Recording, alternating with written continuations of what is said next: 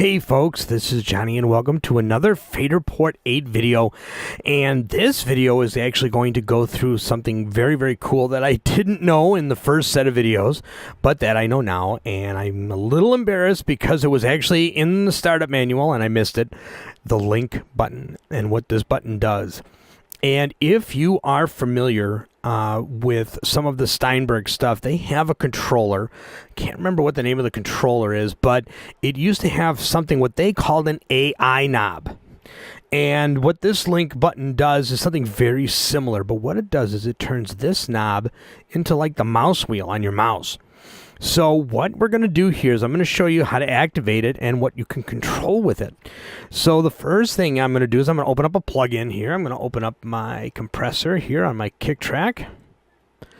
And the next thing I'm going to do is I'm going to go here on the Faderport and I'm going to hit the link button.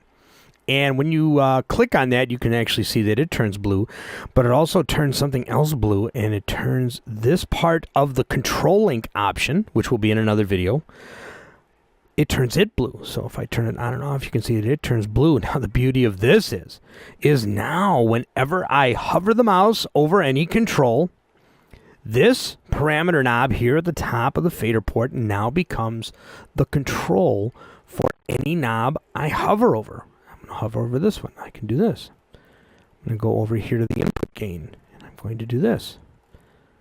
Even switches, off, on, and if you want to return a knob to its default position, you can push on the button, and it does that. You see it took the mix and it put it back to 100%. I'm going to go ahead and hover over this, and I'm going to turn it back up here, and then I'm going to click the knob again. Boom. So you'll always know what your default values would be for any plugin just by clicking on the knob. So it's really nice to be able to control anything you're looking at. So for a lot of people, the Faderport is a great tactile option for when you want to feel your faders and you want to feel controls and buttons. So for those of us that have been using a mouse for a very long time, you can now combine the two and just hover over any control. I can actually close this, and I can actually hover over a fader. I'm not clicking anything, but I hover over it, and I can do that, and I can do that.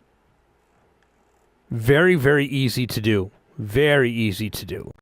And I can do this with the sends. You see, I can send more reverb to there, and I can send more vocal reverb to there. And I believe I can turn on and off. No, I can't do that. I guess I can't turn the power of a plugin on or off. Oh, yeah, I can. There we go. So I'm actually taking the power button and I'm turning the power on and off to those. So you can literally control just about any function. Let's see about the numbers here. Can I do this? No, I can't do that with the numbers. It doesn't look like. Maybe if I click on it. Can I do that? No. See? All right. So this part of it in the event effects or in the inspector, you can't adjust those. But that's fine. But any knob, you can control with no problem. I can even go up here, I believe, to the fader and control that there. See? That's great.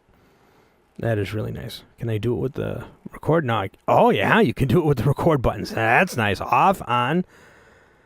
So literally, you can choose this knob and turn on the link button, and anything you hover over can be adjusted.